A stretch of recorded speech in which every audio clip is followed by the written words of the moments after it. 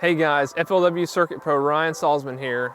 My guide service is Alabama Bass Guide, and I'm a full-time guide here on the Tennessee River. And Jason Lambert, now MLF Pro, made famous a very secret bait that we used to use for years out here on ledges and whatnot. And that bait is the Scrounger. Now there's a lot of different things you can put on the back of a Scrounger. One of my favorites, and it's kind of a sleeper to everyone, is just a regular skinny dipper. This is the power fishing version of the Scrounger. But what a lot of people don't throw is a finesse version of the Scrounger. Everybody knows about the big version.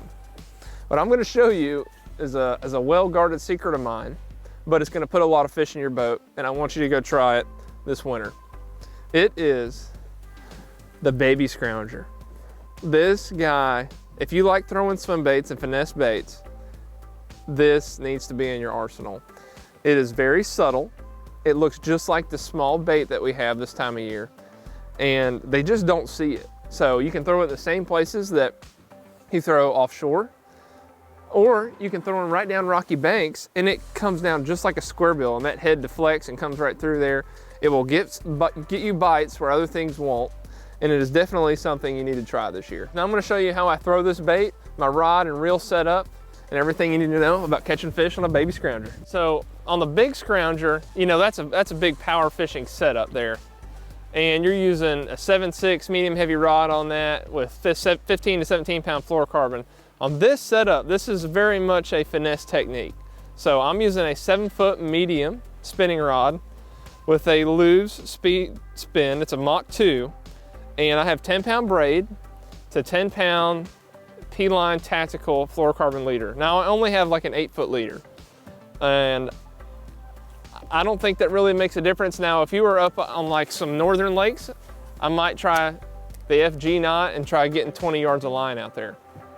But for the Tennessee River, I don't think it matters. There's one. But yeah, the rod's pretty important to land the fish. You always want a parabolic bend in your rod when you're throwing swim baits. It's a lot like crankbaits, but you just want a medium heavy as opposed to more of a medium, and just a little bit stiffer backbone. But you want to be able to make long casts with this, and you just want to have a steady retrieve. You don't want to impart too much action. Now if they start knocking it and missing it, I might speed it up and slow it down and make it act erratic to try and get those fish to fully commit to the bait. But most of the time, I'm just gonna be casting this bait and winding it down the bank. Or if I'm offshore, I'm gonna cast it out and I'm gonna let it sink to the bottom. Or if I'm using my live sight, I'll throw it out and count it down to the depth that I'm seeing my fish in, and then I'm gonna do a slow to moderate retrieve back. All right guys, so with Scrounger, the basics of it, you have a little clear plastic bill on a ball head with a light wire hook, all right? And it has a snap, whatever you want to call it, on the front. Now this is a little baby jerky J.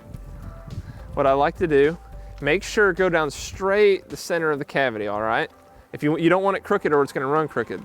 So I go dead center of the nose. I keep it pinched between that hook. Now once I get up to that lead right there is when I come out the back. And then all I'm gonna do is use my fingers on the nose, because you don't wanna rip it, and slide it right up the shank of that lead. And what you end up with is a perfectly level baby Scrounger. It's very key is to have it level. You don't want it crooked or off to the side. You wanna be able to feel the thump of that, I almost called it a chatterbait because it feels just like a chatterbait. The tip of your rod is vibrating from that Scrounger bill, and it's causing that jerky J or whatever you throw on the back to shimmy. And I want to feel the vibration of this bait the whole cast, because when that vibration either stops or goes slack, I want to be able to set the hook. But with it being finesse, I have a really light wire hook on it. I had another bite there. I have a really light wire hook, and I don't want to pull it or straighten the hook. But man, it's really sensitive, that braid to leader combination, and you can feel if a fish just swims by it, man. But yeah, the vibration of the Scrounger is just like a chatterbait if you've never thrown one. and it deflects off cover really, really well. So don't be afraid to throw it around stumps or lay downs or rock. Just throw it out and retrieve. Now, a thing to think about with swim baits is it's a water column type bait. So don't feel like you have to make contact with the bottom throughout the entire cast. You really just want to swim it above their heads, because the fish is really looking up to eat these shad. Now, don't be worried about how big of a fish the baby scrounger catches. Sometimes it catches the baby bass, but sometimes it catches mama bass.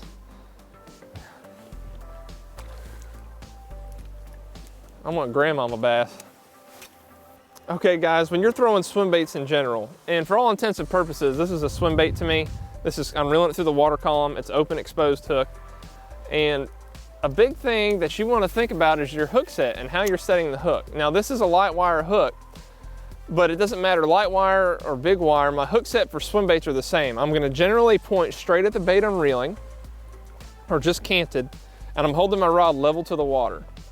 Now when I get that bite, all I'm gonna do is reel until I feel tension, and then when I feel that, I'm going to then sweep to the side while maintaining my reeling. So what ends up happening is you end up reeling into the fish and just pulling tension. And what we like to call that is a reel set.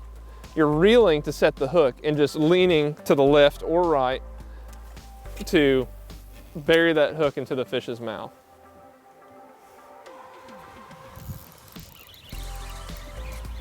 Here's another fish, guys. I don't know that this is a bass. This might be a white bass, how it's staying down. This is definitely a white bass. Now the cool thing is, when you're targeting these current breaks and eddies, every species of life lives there, including these white bass. But it makes for a lot of fun with the baby scrounger. I'm telling you, it is the end all be all.